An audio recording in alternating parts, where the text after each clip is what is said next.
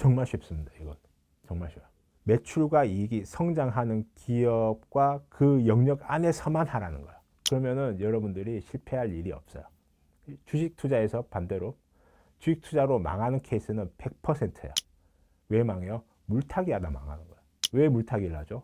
본전 찾고 싶어서. 내가 투자하는 기업의 영업 환경이 급속도로 악화됨에도 불구하고 돈을 버는 능력이 훼손이 되고 있는데, 그래서 주가는 떨어지고 있는데 나는 본전을 찾기, 이걸 안 보고 본질을 안 보고 본전 찾고 싶어서 계속 물타기 하는 거예요. 그럼 망하는 거예요.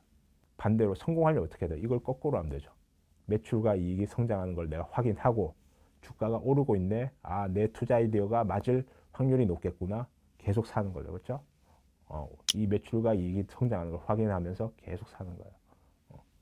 이것만 여러분들이 이해하고 실천하셔도 주식 투자로 망할 확률은 없어요. 그러니까 이걸 가장 쉽게 볼 수 있는 방법은 이제 재무 차트를 이제 길게 보시고 매출과 이익이 성장하는 추세에 놓여져 있는 기업들만 골라서 내가 그 안에서만 매수 매도를 반복하시면 그 안에서만 그냥 놓으셔도 충분합니다. 그러면 이제 충분히 이제 나쁘지 않은 성과를 올릴 수 있다. 똥인지 된장인지 먹어봐야 아는데 그 경험을 많이 해보실 수밖에 없어요. 결국에는 이게 겉으로 드러나는 이제 화려한 거에 속으면 안 되기 때문에 이게 결국 제가 집중한 거래요.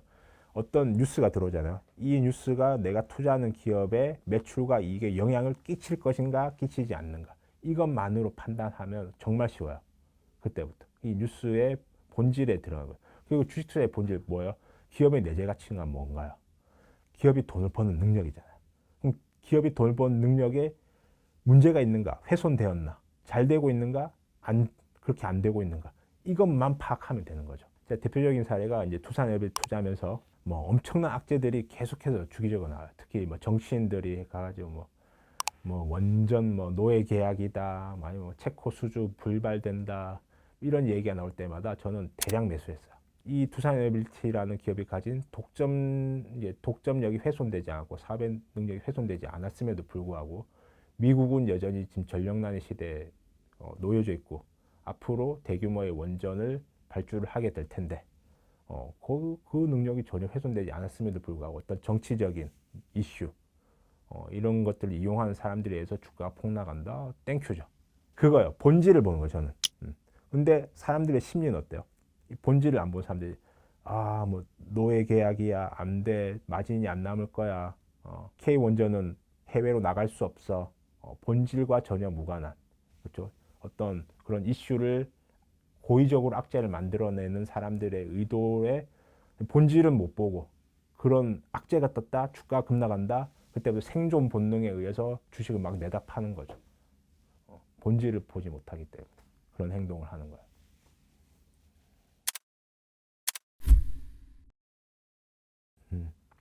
자, 첫 번째, 저평가.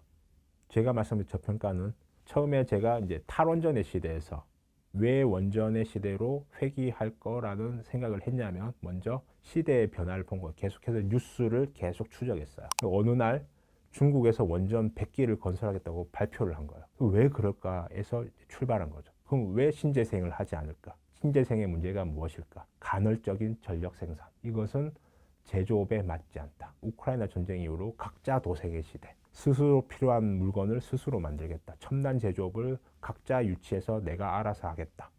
그러면 서로 제조업을 하겠다고 하는데 뭐가 필요하지? 제조업에는 반드시 안정적이고 값싼 전력이 필요한데 그럼 원전의 시대가 돌아올 확률이 높겠구나. 이게 저평가인 거예요. 이런 플로우. 계속해서 스스로 읽고 생각하고 상상하고 이 과정을 계속 반복하는 과정에서 이제 저평가 기업을 발굴할 수 있는 것이고, 두 번째, 독점성, 독점력, 강력한 그 누구도 침범하지 못할 정도의 강력한 기술적인 혜자를 가진 기업에 집중하신다면 좀 더 이제 투자가 쉬워질 거라고 생각합니다. 가장 최근에 이제 제가 말씀드린 내용이 있었는데 그걸 한번 회상해 보시길 바래요. 조급한 사람들이 뛰어들 때 전 매도해요.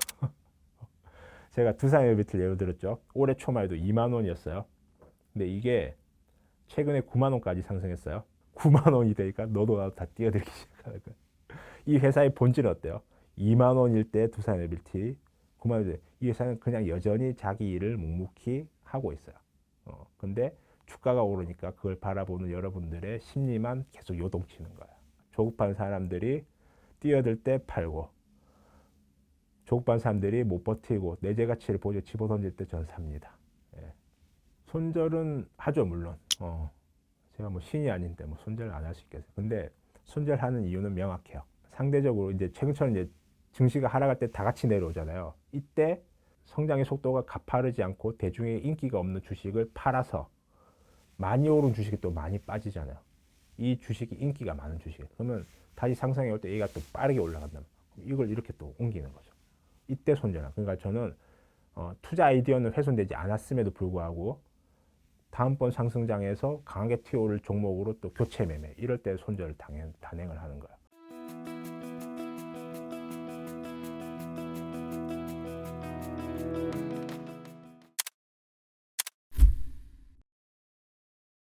내가 한국인이잖아요.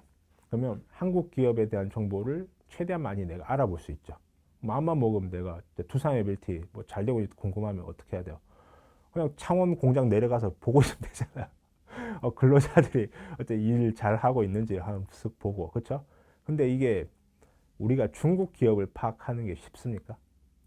어렵죠, 그렇죠? 내가 언어의 한계도 있고 정보의 한계도 있고 물리적으로 내가 찾아가서 뭐 보기도 힘들고. 그러니까 이 경쟁 기업의 현황을 내가 파악하기가 힘들기 때문이에요. 그래서 가능하면 독보적인 기업, 독보적인 기술력을 가진 기업, 대체 안 되는 기업에 투자하는 게 성공 확률이 높은 거죠. 대표적인 게 2차 전지죠. 많은 분들이 이제 한국 배터리가 최고다 이런 말에 현혹이 돼서 그 고점에 이제 수많은 분들이 뛰어 들어가셔서 엄청난 피해를 입으셨어요. 그 이유가 뭔가요? 우리는 적을 알고 나를 알면 100번 싸워도 내가 위태롭지 않게 된다. 근데 뭐 우리에 대해서도 잘 모르고 솔직히 우리 자신에 대해서 잘 모르는데 하물며 적을 알기란 더 어렵다. 그래서 그때 뛰어드신 분들은 나도 모르는데 적도 몰랐기 때문에 대패하게 되었다. 태도의 문제, 접근성의 문제. 결국적으로 공부는 하기 싫은데 사람의 입을 믿었다. 그런 잘못된 정보를 퍼뜨리는 사람들을 맹목적으로 믿었다. 그런 것들이 문제가 된 거죠. 제가 20년의 투자 경력 동안 이렇게 장이 급변동하는 건 전 예전엔 보지 못했어요. 이 흐름이 분명한 건 코로나 사태 이후로 유동성이 너무 많이 풀렸고 특히 AI가 대두가 되면서 우리나라의 이제 큰 돈들이 어떤 알고리즘 매매에 의해서 움직인다는 느낌을 강하게 받고 있어요. 하이닉스의 움직임을 보면 뭐 삼성전자, 하이닉스 같은 이런 대형주들이 하루에 뭐 5%에서 8%까지 움직이고 있어요. 이것들이 예전에는 이런 움직임이 없었어요. 네. 개인 투자에 대형주 매매를 안 했죠. 하루에 뭐 움직여야 겨우 뭐 0. 몇 퍼센트, 1% 이렇게 움직이던 대형주이기 때문에 안 했던 거야. 근데 지금 변했어요. 무엇이 이걸 바꿨을까요? AI가 이걸 바꾸고 있는 거야. 그래서 이 AI는 제가 이거 볼 때 항상 터미네이터 영화 생각이 나요. 기계 터미네이터는 감정이 없죠. 예, 고통도 느끼지 못해요. 우리는 인간이에요. 감정이 있고 고통을 느껴요. 그러면 단기 트레이딩을 이 AI가 했을 때 우리가 승리할 수 있을까요? 안 돼요. 이 AI는 어떻게 하면 여러분들이 탐욕에 절고 어떻게 하면 공포에 털릴지 정확하게 알고 있어요. 그래서 이런 AI를 상대로 단기 트레이딩을 하겠다. 그냥 바위의 계란치기라고 생각하시면 돼요. 근데 이 AI를 이길 수 있는 유일한 방법이 있어요. 그것이 바로 가치 투자. 네. 장기적으로 성장하는 기업에 그 보이지 않는 내재 가치, 그것을 믿고 여러분들이 건강한 마음으로 장기 투자를 하신다면 AI를 상대로 승리할 수 있다. 이것만은 진리이다. 이 말씀을 마지막으로 드리고 싶습니다.